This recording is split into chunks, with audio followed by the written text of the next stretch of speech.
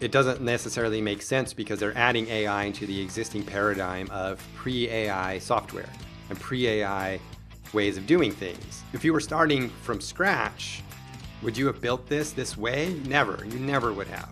You would have started with the ingredients you have. It's like you have a cake and you want to add eggs to the cake recipe. Just cracking some raw eggs open and like dumping them out all yolky and gross onto the top of a cake doesn't fix it. It didn't add eggs to the recipe. You can't add eggs after. That's what AI is right now. Welcome to Ren Talks Design, where we explore design leadership with industry trailblazers. And today's episode might just change how you view design leadership forever. My guest today is Erika Flowers. Erika is a design leader, speaker, author, and a facilitator with over 25 years of experience leading creative strategies at companies like Intuit, Mural, and most recently, NASA. She is known for helping teams to think bigger, collaborate better, and design experiences that people will actually love. And today's conversation isn't your typical design talk. We aren't going to talk about Figma or design system. Instead, Erika shares what it really takes to drive design innovation and impact within reluctant organizations. Let's dive into it. Hi, Erika. Thank you so much for coming on the show. Thank you. Thank you for having me. I actually have emailed you about 10 years ago. What? I was a follower of your blog, Hello Eric, and I was considering making my transition from engineering to design UX, found your content about service design, and I sent you a very cringy email, and you were very nice, and you responded to me with this long form writing, so I really appreciate it.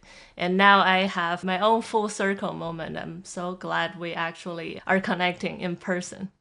I am too. I mean, to go from reading my blog that long ago, which, was not, that means you read it before anyone really else was reading it. You were one of the first, because at first I just started doing it because I was told you have to have a blog if you want to be like a career professional. So I started doing that and just churning out whatever. And so if you really did read it that long ago, that meant you read it before the book was published, before the courses. You were like original Yes. content. So thank you very much. So, Erica, you have such a fascinating journey. You were establishing the service design foundation at Intuit, and then you Hmm. worked on some really cool technologies and products at Mural and now at NASA.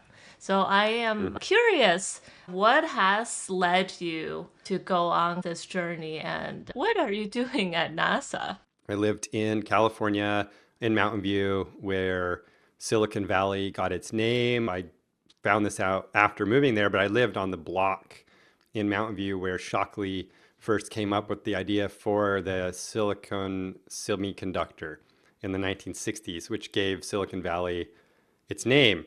Being out there in the heart of tech in like the 20 teens, it was kind of like a journey where you weren't just like showing up to work a job. There were like so many other people all around you working in your field, working in design, working in innovation, the explosion of human-centered practices. And Intuit was right at the tip of all that. And they hired me to do service design for their customer support organization, which had not had any design resources, let alone service design before. I was the only person who was doing service design or even brought that in. This was 11 years ago. And developing the mindset and the approach of how to apply that kind of higher order service design, ecosystem thinking to tech companies was a discovery for everybody. There was no one to learn from because most of the service design work and most of the people in service design were doing it in service things that were much easier to kind of apply it to. And then applying the same lens to like into its software products, like QuickBooks is where I worked. So all the small business types of products. It's like nobody really knew what to do. And so starting in the care organization made more sense because we could look at like the human experiences of delivering support across a large ecosystem across time, which is kind of a perfect application of service design in technology. Because if you try to apply service design to your like software UX projects, it doesn't really make a lot of sense. You can say it's all human centered and it's all based in research and empathy. It's like, yeah, but like, so is like being a doctor, so is like being a massage therapist, so is like being a hairstylist, so is being a musician. Like everything is built around human experiences and delivering those to people. That doesn't mean if you're a really good musician and can entertain a crowd and do research on what crowds want to hear for music, that doesn't mean you'd be a good software designer.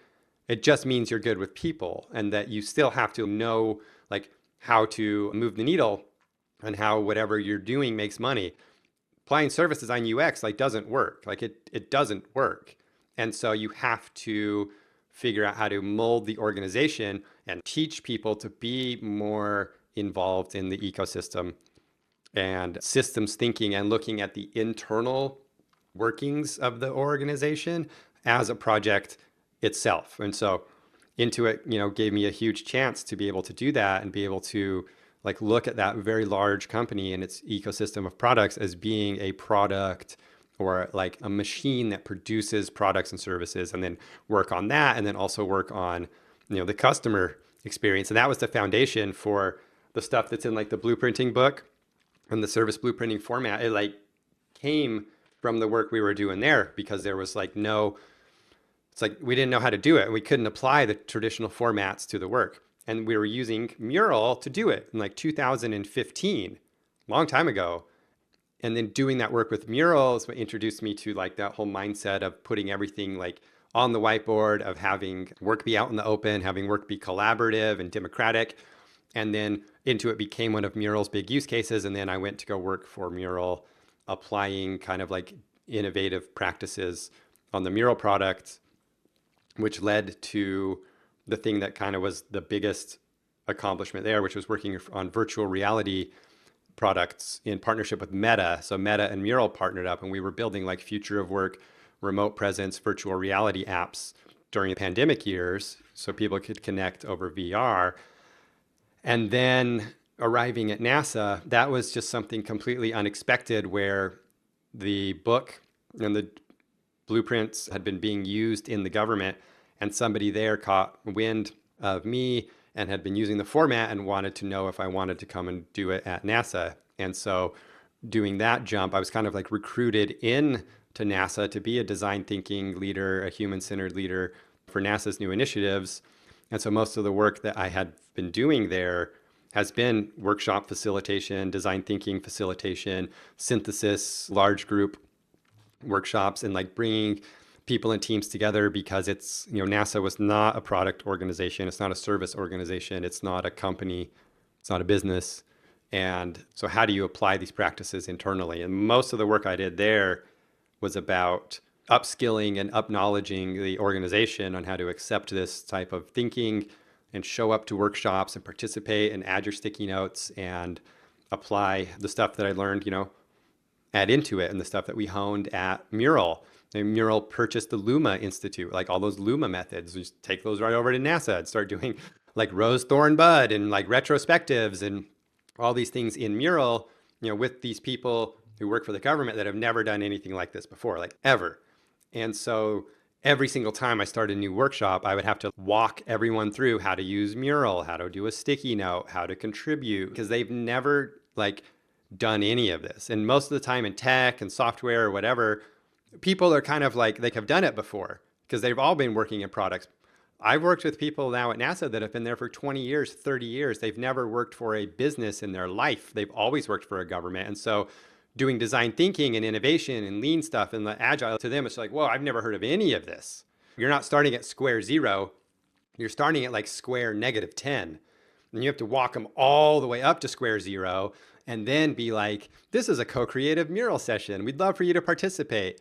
And to this day, I have yet to ever get anybody in a workshop to actually say something on the microphone. They all just like to stay muted and silent and cameras off. And so, there's wins and there's losses. But overall, it was really a facilitator's type role that I fulfilled in my time here at NASA.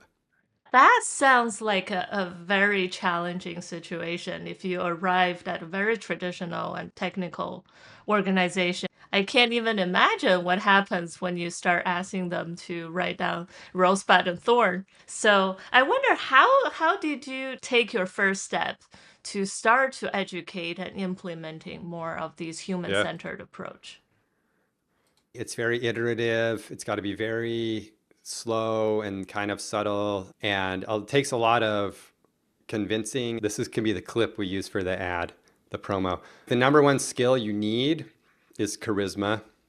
Like, stop what you're doing, stop taking courses on responsive grids and Figma or whatever. Like, none of that matters. None of that matters because if you don't know how to summon charisma and convince the people who don't like you, don't want to be there, and don't want to do this to like you, to want to be there, and to want to do this, they're never going to participate.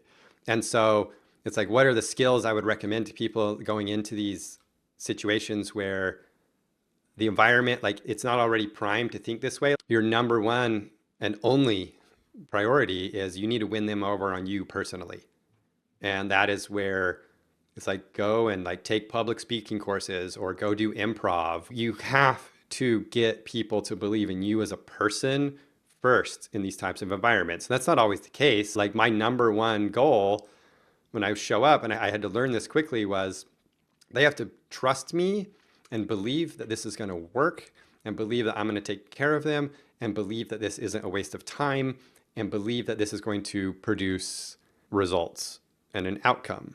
They don't want to see something where it's like, oh, we've done this before. We went and, oh, these consultants came in and we did this activity and never went anywhere. I don't want to do it again. So you have to follow through and know that it's going to deliver. And you're doing this all in your head as you're facilitating and being friendly and funny. And you got to learn to like be a really good personality. And most of the effort goes into, are you good on camera? Are you good on the microphone? Do you know how to deal with an audience member that like heckles you or doesn't want to participate? And you got to be quick on a joke, and you've got to have your warm-ups. We would open up each of the sessions. Mural had this standard icebreaker called Pick Your Nick, where it was this box of 9 Nicolas Cage illustrated expressions of Nicolas Cage doing all these faces. And it's like, okay, everyone, we're going to do the workshop. I want everyone to write your name on a sticky note and go ahead and pick your nick and put your sticky note on the emotion that you're feeling right now about doing this workshop. And one of them was like meh, and one of them was like angry. So anytime someone would put a sticky note down on one of those, it's like, okay, it looks like we got a few angry people here. Hopefully you're not going to be angry by the time this is done. Do you want to talk about that for a second? And like look at who posted it and like call them out and be like, I'm just kidding. I'm not going to call you up on stage. We want to keep this fun. And, da, da, da, da, da. And that's where it's not about the method you're using or the framework. It is about, are you willing to treat your job like you're a Las Vegas magician and be like, hey, everybody, who's ready to laugh? And get out there and put on a show. And then once they're like, okay, this is kind of fun, this is interesting, I see what we're going, then the format and what you're actually asking people to do has to deliver results.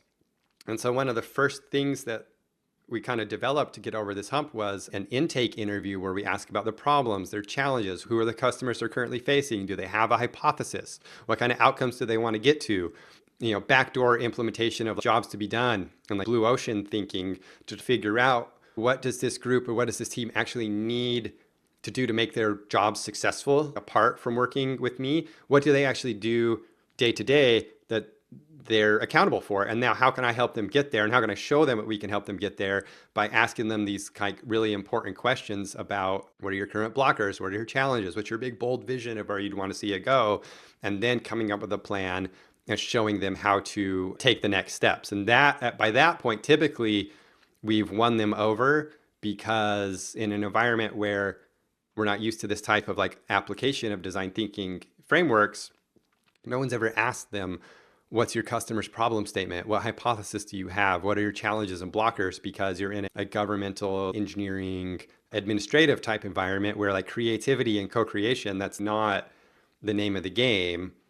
And so when you bring that in, you've really got to make it palatable. Wow, you mentioned so many things. So you described yourself as living in the nexus of design, business, and psychology, and charisma and leadership. I wonder, how is this interdisciplinary perspective have shaped your approach differently for these more traditional organizations? Yeah. So even when you're starting at like square one, using design as your in is never going to work. Like we all know that. You can't start to talk about design. Nobody wants to hear about that. They want to hear about results. They want to hear about objectives. And so the overlap between like business and psychology and like creativity and design, leaning in way harder to the business and psychology part makes more sense because that's applicable like to everybody. And the design and innovation is like a sub function of the larger purpose of like organizations, like big picture stated goals.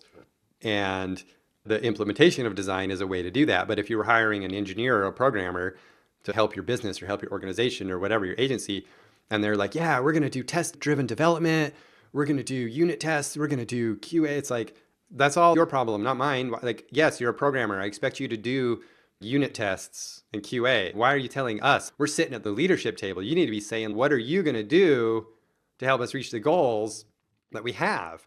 And so if designers start talking about designer stuff, it's just like snore. People's eyes glaze over. It's like nobody wants to hear about that. That's that's the minutia of tradespeople doing their trade, and the only people who want to hear about it are other people in the same trade. You know what I mean? If I like hire someone to install heat in my house and I go, I'm cold, I don't want to be cold, and they go, I can make you warm, I go, great, send me a bill.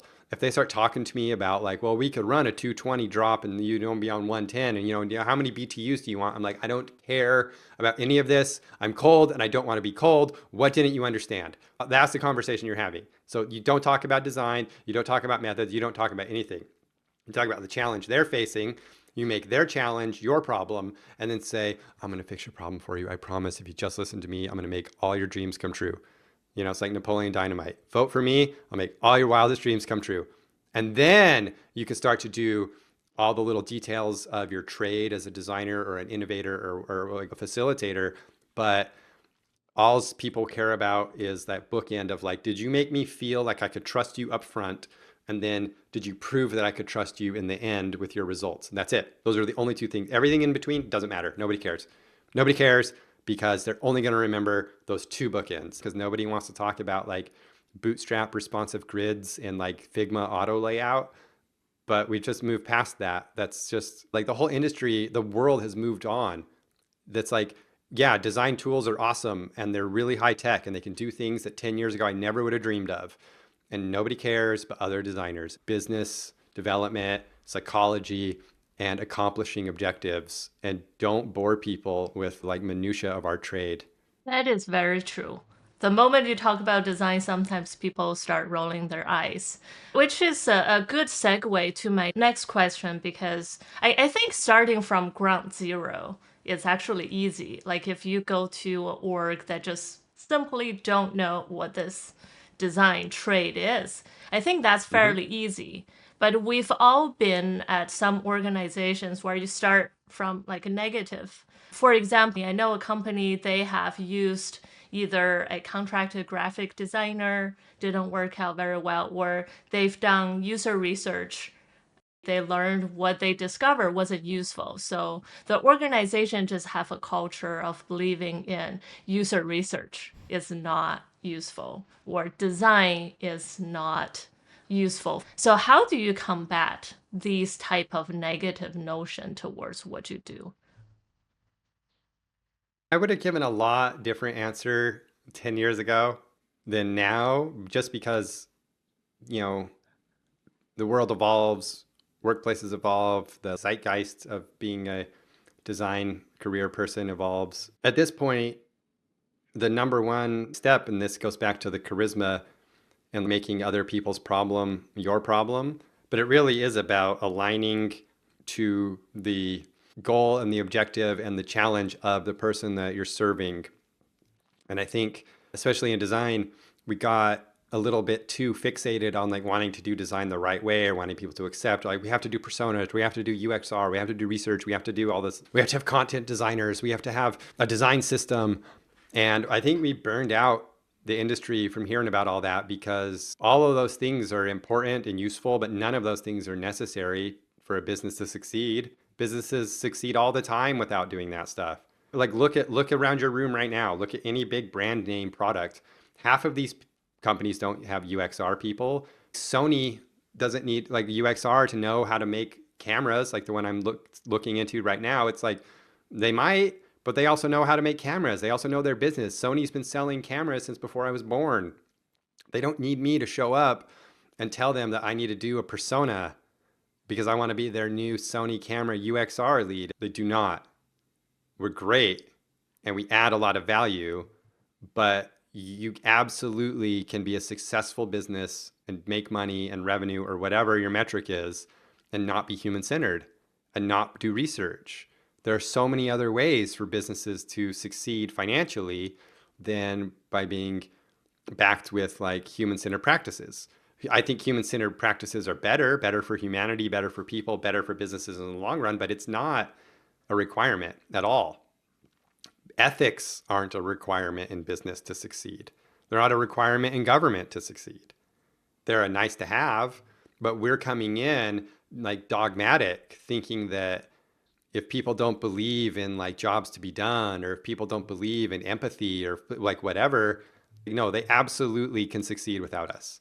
And so the asymmetry of power of this very small population trying to work with this very large population of all the employers and organizations, like we have to speak more of their language and we have to start appealing to what the people who actually control the situations like can hear. And it's like the immune system. It's an organ rejection. I talked about this in the 2014 Adaptive Path Service Experience Conference. I came up and I talked about doing the service design project year one at Intuit. And one of the metaphors we used was the cultural immune system. And it's like when you get like an organ transplant, you have to take immune suppressors because your body might fight this foreign invader of this healthy organ. Even though it's important, the immune system reacts. Cultures are the same way. It doesn't matter how useful you are. If you cause that allergic reaction and the immune system attacks you, then you're never going to make progress. And so at this point, it's like I've probably done a 180 since 10, 12 years ago, where I'm like, now your number one job is to fit in. It's a popularity contest. And how likable can you be as a person? And then when they turn to you and go, so and so, what do you think we should do? And you say, I think we should do some UXR. They're like, I agree because I trust you. But if you start, you seriously have to be speaking the language of results for the organization you are in, and then do your human-centered, empathetic design work once you've convinced people to let you, to let you cook. Yeah. Build connections and show a little bit of value, Yeah. like build on top of Yeah. that. Yep. There is a stark contrast from a designer getting an offer and feeling excited, I'm ready to go, like let me make impact, to realize there's actually a lot of upstream they have to swim up to, a lot of challenges and hurdles they have to go through. Any advice for a designer that's just going through this struggle? The world of design and design careers now, especially earlier career people or people who want to excel or grow in the career, I mean, it really has become like a post skill set type of career where, like, imagine automobiles first becoming a product invented in like the early 1900s. It was like you could say, I'm one of the few people, I know how to work on an automobile. I know how to work on a car. I know how to work on a transmission. It's like, oh my God, I've never even heard of this. What's a car? What? It has a motor? That's crazy. It's like that was important and advertising that. But now if like I go to a mechanic and they start to tell me about how good they are working on cars, I'm like, yeah, you better be, because it's your job. Like, why are you even telling me that? And so design is like that. It's like you have to get good at integrating into the system you're in and not swimming upstream. I had one of my favorite design mentors and role models, Suzanne Pelican, who is currently a design leader at Google, but had worked at Intuit for like 15 years when I got there. And I just remember a conversation with Suzanne where I was all super energized and wanting to do stuff and wanting to push all this stuff forward. This is maybe like 2016. And Suzanne just kind of took me aside and was like, I used to be that way too, but you have to learn to swim downstream, not against the current. Like you have to swim with the current. You cannot constantly be fighting this raging river of this organization, and you will never win. It doesn't matter how much principles you have. It doesn't matter if you're right and they're wrong. It doesn't matter anything. The fact is, you cannot spend all your energy swimming against the current. So turn around and swim with the current. And I just remember being like so irritated, not at Suzanne, but at like the idea that, but what I want to do is this direction, but the river is flowing in this direction. Why can't we change the course of the river? And now I see how like arrogant that was. It's like you can't change the course of a river. So you turn around and you swim with the river and let that like carry you and then like influence and do your thing in the direction that the river is already flowing. Because if you have the resources to redirect a river or put up a dam to dam the river or whatever, then you are empowered at a level that most designers would never be. So instead, you have to go with the flow. And I think that is the hardest thing for people to kind of stomach, because it means that all the things that we talk about in our design profession and the articles we read and write, it's like you want to forward this article you read on Medium about the power of empathy and UXR to your boss to convince them. And it's like, that's not going to convince them. They don't want to read that article. Only other designers do. You need to show them how you can move the bottom line or meet the OKRs or the KPIs or whatever it is we're measuring. But it's like design has become the world of business. And so just like that mechanic example with the automobile, if you're wanting to show up and work at like the city's like best mechanic shop to work on like luxury cars or sports cars or whatever, like they already know you know how to work on cars. Like that's not what's important. Those are table stakes now. It's like it's literally the bare minimum. What they want to know is what do you bring now that's going to help this dealership or this mechanic place that only works on supercars or electric vehicles or like whatever. What can you do to enhance it? Because we've already established what all the roles in design and research and whatever do. Even like with service design, I have yet to find a place that actually wants that job title. They want what it produces and they want what it does, but trying to convince somebody to like have service design be a job title is still, it's kind of like the holy grail of positions, because it just doesn't make sense to the people who need to move the financial needles. And that's just where we've arrived in this career, is we're a business function now, and that's what we always wanted. And now we don't want it, because being a business function takes the art, it takes the poetry, and it takes like the beauty of human-centered design and commoditizes it into just another utilitarian skill set. And it's like, yeah, that's, I mean, you wanted a seat at a table. That's what it means. You become just a cog in the bigger machine, but that's the only place you're going to be able to influence from. So you have to learn to like live with it. Wow, that's a really profound thing. I think I just have a turning point. I have been fighting, swimming upstream everywhere I go. But there's a lot of truth to what you have said, which is you have to go with your macro environment and go with the current. That's a lot of learning just from that blurb right there. Yeah. Yeah, I'd like to switch topic to a little bit more tactical so we can all learn to help educate our organization about design literacy. So I know you're a very Mm-hmm. skilled workshop facilitator. And I wonder, how do you use workshop as a tool for facilitation and education? I mean, the workshops, like designing a workshop and figuring out how to do the interview, understand the challenge or the needed outcome of your client or whatever, the person who needs the workshop, what they need to walk away from it. Like workshop design has become something where if you don't do it well, the workshop is effectively useless. It was a 2-hour session to get together and do a fun activity, but it doesn't go anywhere. But as an effective tool, the workshop and the facilitation can be the most powerful thing that you do. And it has to be designed as a way to have something that comes out of it. So the thing I always ask very first, like once I understand what the project is say, okay, what do you need to walk away with? Like, what do we need to leave after we do this workshop and after we synthesize? Like, what do you need to leave with? Like, I need action items, or I need a roadmap, or I need whatever. And like, okay, so forget about the workshop. What do you need?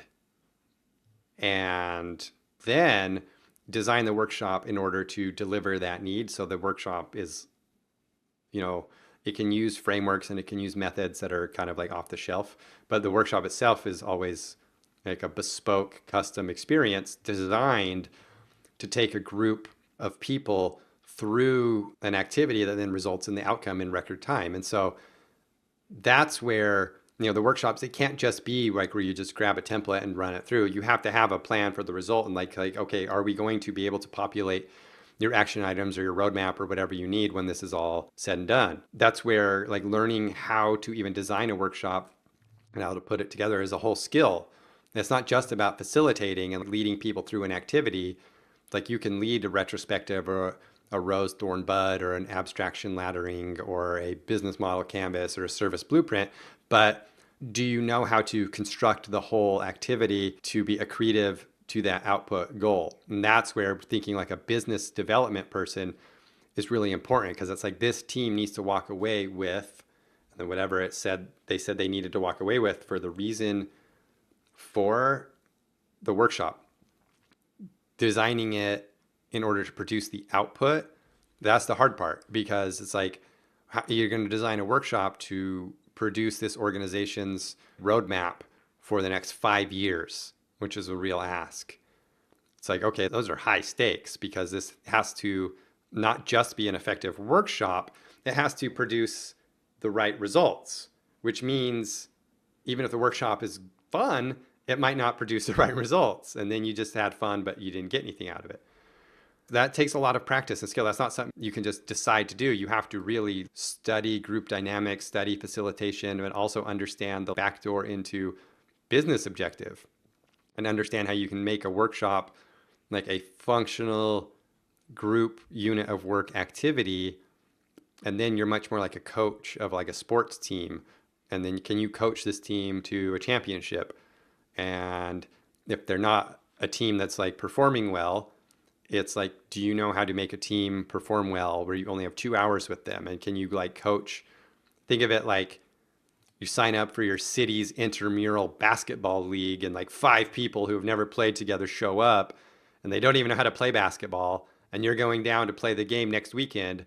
Do you know how to like coach people on how to get good at basketball really quick? It's like you have to be able to do that as a facilitator. And so what I've, it's gratifying when afterward, like I had a senior leader comment just like 2 weeks ago that like in this like 1 day workshop, we've accomplished more now and got more out of this workshop in 1 day than it would have taken us 6 months to do normally.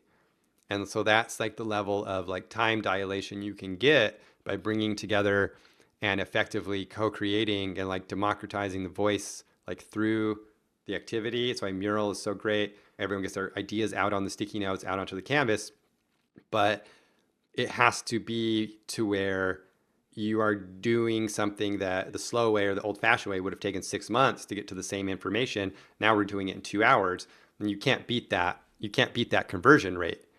Any other investment that gave you, a 10,000% return would be like a must do. And so you have to teach people that this approach to work is a 10,000% return. Like if I tell you, hey, put $1 in this machine and $10,000 comes out the other end, you'd totally do that. Or you'd say, that's impossible. I don't believe you, which is the answer you should get, because turning $1 into $10,000 is crazy and that would never work.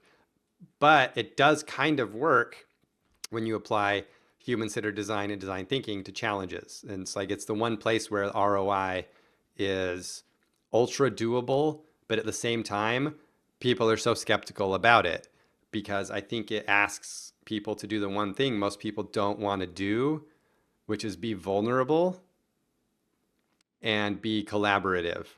because what it does is it decenters power away from anyone who is holding on to it, and inviting everyone into a room to participate together requires a equitable, co-equal tribal mindset, and that means that power can't be hoarded and that voices can't dominate a conversation. And that's something that I learned and have always loved, that Mariano, the former CEO of Mural and the founder of Mural, would say that, like, when you're using Mural and you're using sticky notes, everyone has the same voice. The CEO and the intern, they both put it down in a sticky note. And to the intern, that's a huge moment of empowerment, of being able to have their voice heard through the sticky note. Oh, but to that CEO who's used to being the voice that everyone listens to and you can't silence, their sticky note is right there, the same size, the same shape. Their voice isn't any louder in sticky note format.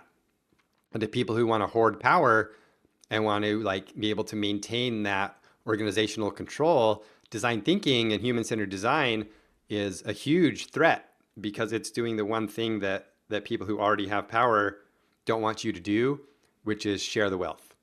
And so that's kind of the make or break moment, which is where if somebody doesn't want to co-create, it's not going to work. And you have to either convince them or mitigate around them, or kind of like treat them. You get really good at treating participants like preschoolers, where it's like, well, that's great. Okay, well, you don't have to participate if you don't want to, but you can just go ahead and watch. And if you feel like adding a sticky note, go right ahead anytime. You just move on, because they're not going to do it, because it's not that they don't want to participate. It's that they don't want to divest power into a tribal co-creative activity. Is there any tricks you do to help convincing the power hoarding individuals to participate? I always just give people the opportunity to participate, to be heard, give people the opportunity to re-engage or check in, because even greater than people's need for power or to consolidate authority or to protect their own interests, humans, if people only listen to one thing on the podcast, this is what I would want them to hear, is that there is a secret greater need that most people have, that is kind of like the short circuit to participation and trust. And that is to be heard. Nobody's heard. And so when you actually hear somebody's complaints or their resistance and you truly reflective listen, you can just go Google reflective listening. It's really easy. And like listen to their concerns and like do it genuinely. Then suddenly the person who was really resistant and reluctant and didn't want to like give up that vulnerability or that power or that trust, they're actually getting something from you in that moment they don't ever get, which is they're being heard and they're being understood. And that's when suddenly, like, more than anything else, people want to be heard, and they want to be, there's like two or three things that comes from like my psychology education that people want. And they don't want to be loved and they don't want to be liked. They want to be heard. They want to be unique, and they want to belong. And those two other things are in conflict with each other all the time. Like, how can you belong but also be unique? And when you can recognize that about somebody, now you've made a friend. It's not about liking them or them liking you. It's like about, do I hear you? Do I recognize your uniqueness and what makes you an individual, even though we're at odds or in conflict? And then, am I helping you feel like you belong in this situation? And if you do those things, then people become more prone to want to participate and act in good faith. And so you have to just consistently, no matter how much somebody doesn't like you, no matter how resistant somebody is, listen to them and treat them with respect and dignity, because at the end of the day, you're not there to be their friend. You're there to be their facilitator, which is a lot closer to therapist or attorney. And like, if you go in and you don't like your new therapist or whatever, that therapist's job is to hear you and understand that and respect that and work through it and not take it personal. Same thing when you're doing large group facilitation. You are there to perform a job, and that job is to be effective, and that job is to make people comfortable, and that job is to disarm fear. And the number one thing that disarms fear is play. And so you have to keep things not like fun in a frivolous way, but play disarms fear. Once you disarm the fear, people are going to be more open to sharing and be vulnerable. Then they can be heard. And once they're heard, they're going to feel like they belong, but they're going to feel like they maintain their uniqueness and identity. And then you get everyone participating. And I flipped whole groups of people that hated me and hated what we were doing. And by the end, they love it. And then 10 seconds after we shut down the meeting, I get DMs from them saying, hey, that was so great. Hey, can you facilitate a workshop completely unrelated for my team like next month? Because we were going to do this offsite and we don't know how to do it. And what we just did was so amazing. Can you come do that for us? Over and over and over again. There is no group of people that I can't convince that the workshop was effective. Like the solution is built in because it is aligned to their goals and their wants and their needs. And so it doesn't work every time because I wouldn't do it if I didn't think it was going to succeed. And so we only do it when we know we have a chance for it to succeed. Otherwise, we work other angles or we warm it up or we try to prep and prime people ahead of time until they are ready to be receptive to being disarmed. Wow, that's fascinating. That's really a lifelong skill. I want to shift gear a little bit because I know you have worked on some really cool emerging technologies that most of Yeah. us don't have experience with. One of the things you worked on at Mural was to collaborate with Meta VR. What's fundamentally different about working with different technologies like VR? That was such an interesting experience because we had to solve a problem which wasn't about technology, because the technology worked. The virtual reality and augmented reality devices were amazing. They were totally effective. Like I couldn't believe the Quest 2 and the Quest 3, and when we got the Quest Pro with the color pass through, hand tracking and retina tracking, it all works. It's amazing. How do you convince someone to do that and for like business and to meet and want to like meet with all of their coworkers in virtual reality where it's like, well, I'm not putting that headset on. It looks heavy or tiring or hot or annoying, and it's all those things. And so trying to come up with a way to like, how do you make an experience compelling enough for people to suffer through getting into a headset and doing these virtual reality like meetups with their coworkers?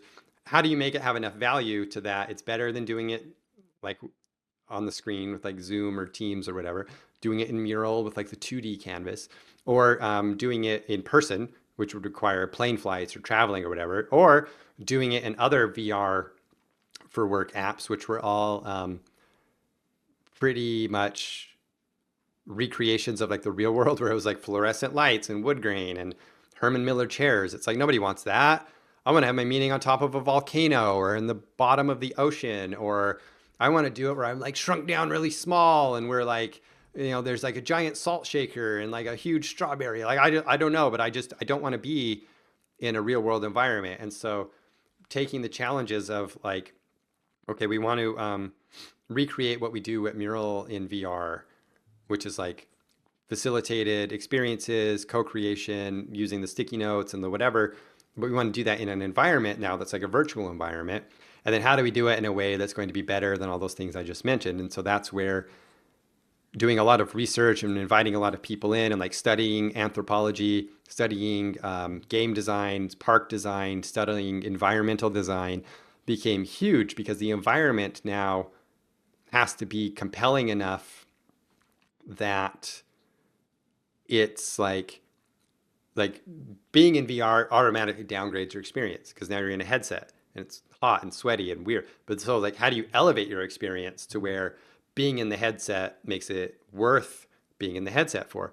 And so we consulted with someone who became a good friend of Mural and the company.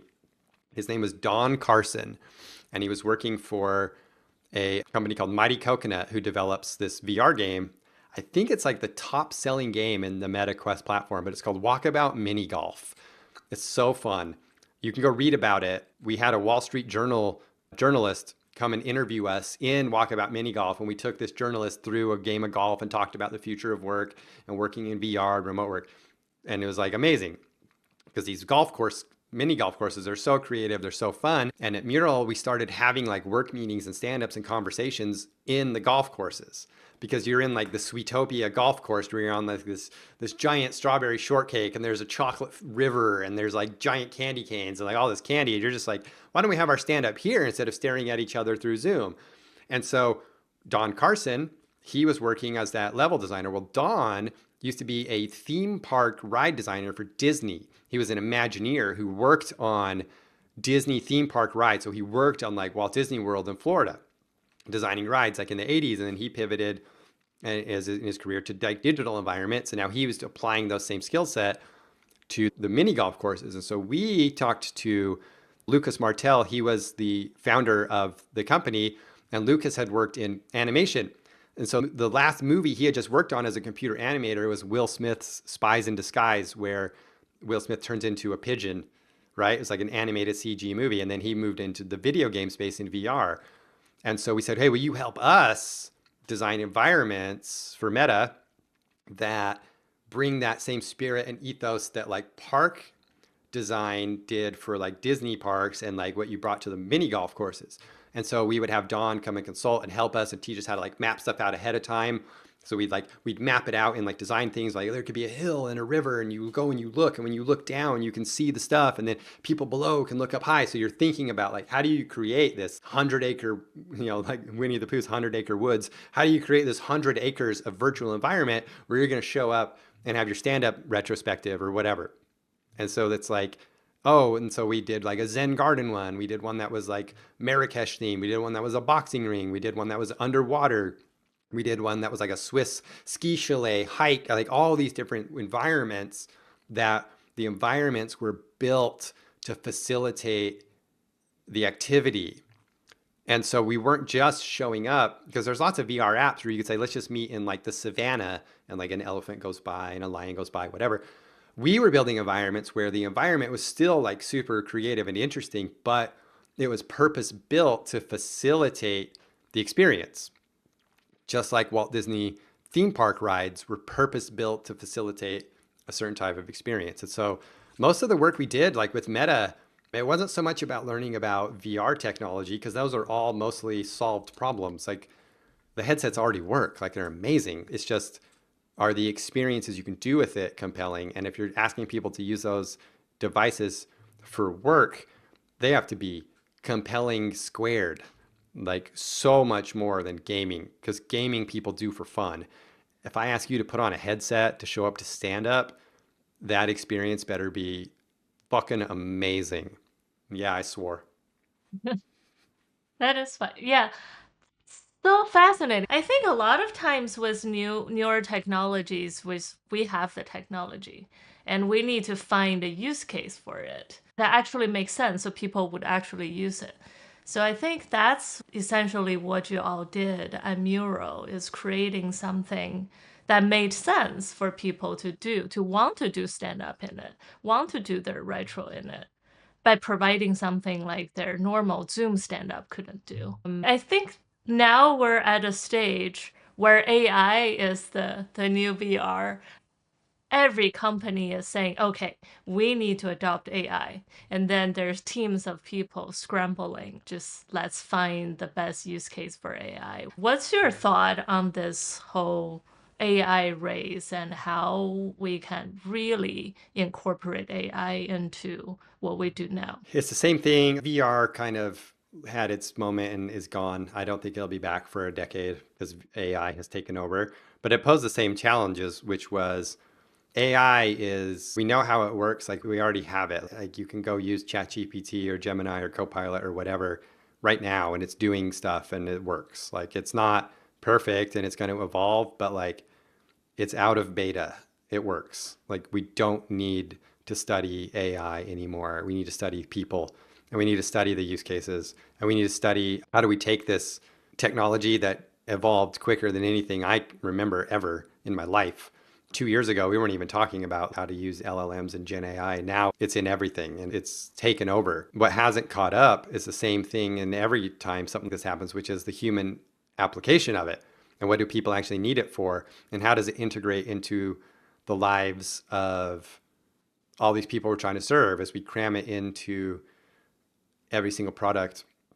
I was talking to someone who used to be with Intuit, cramming AI into all the QuickBooks like bookkeeping products, and it doesn't necessarily make sense because they're adding AI into the existing paradigm of pre-AI software and pre-AI ways of doing things.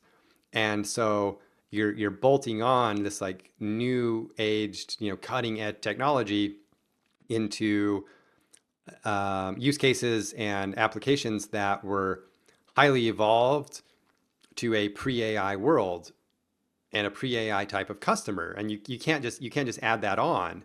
You can't just like say like, well, now AI powers it. It's like if you were starting from scratch, would you have built this way? Never. You never would have. You would have started with the ingredients you have. It's like you have a cake and you want to add eggs to the cake recipe.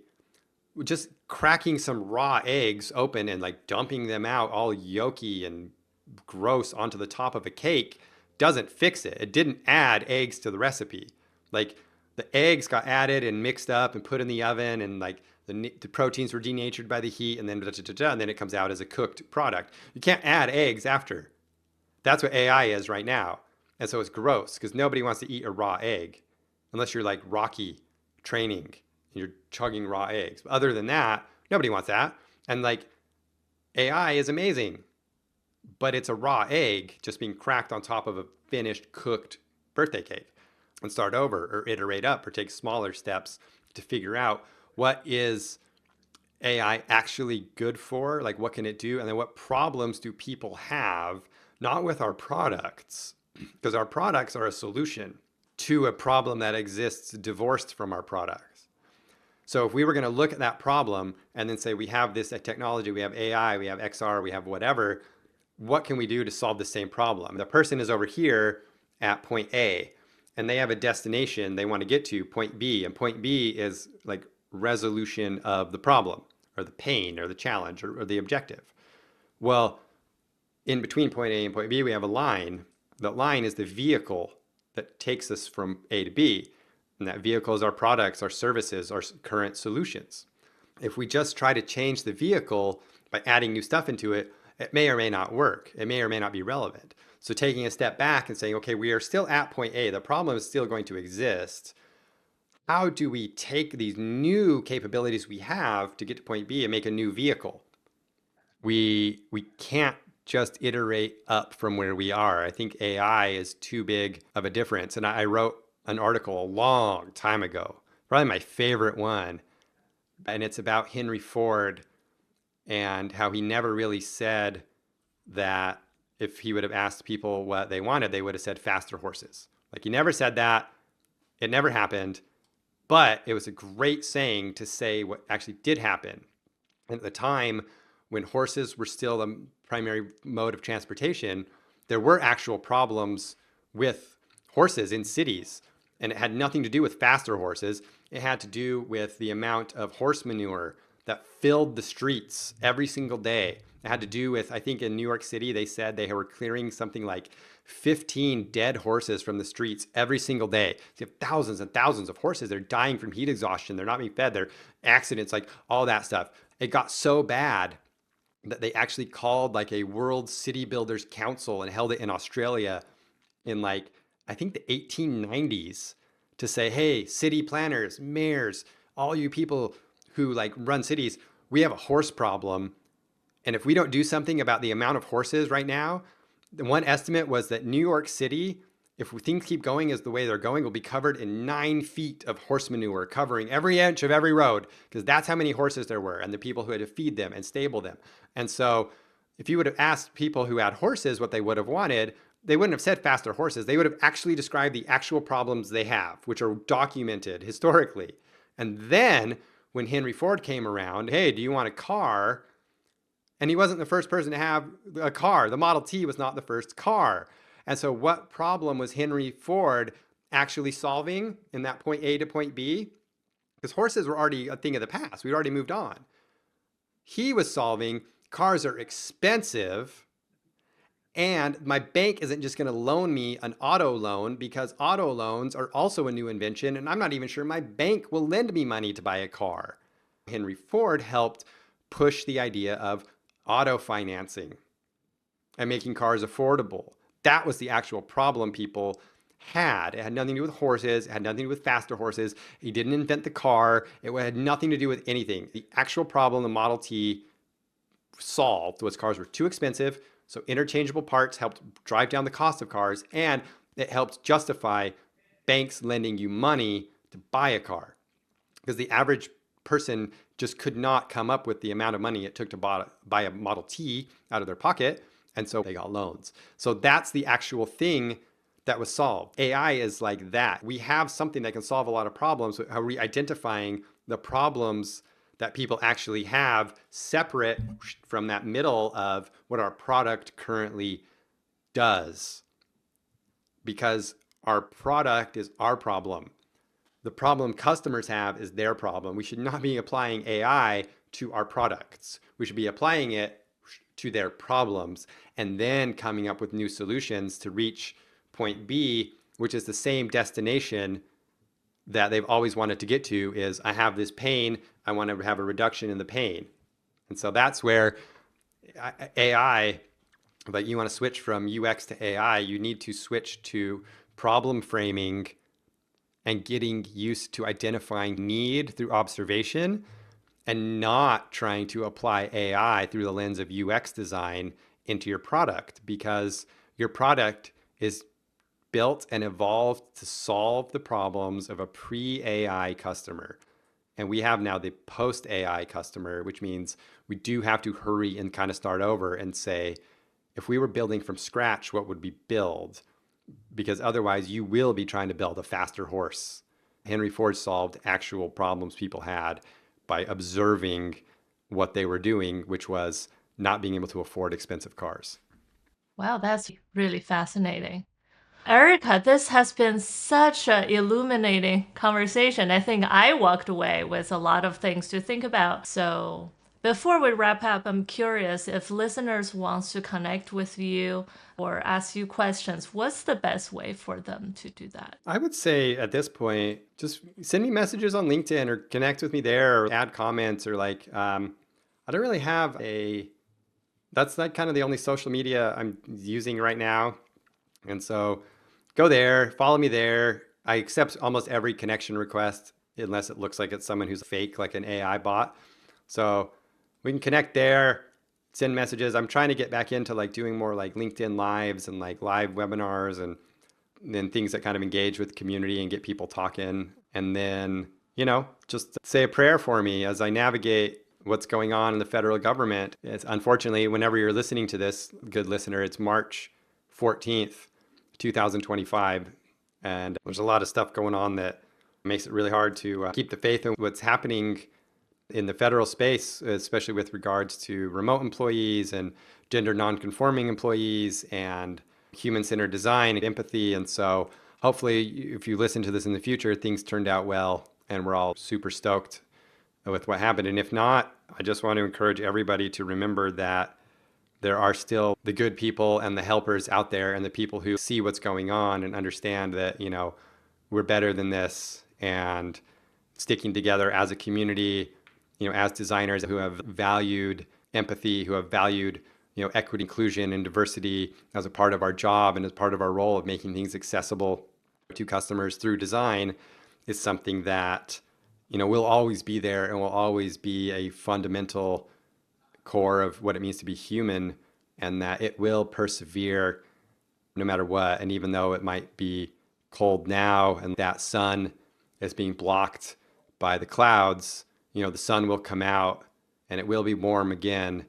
And we just have to stick together through all this. So hopefully you're listening to this in the future where good has prevailed and we are all happily back to arguing over Figma auto layouts, and is it responsive design, adaptive design, and is UX UI?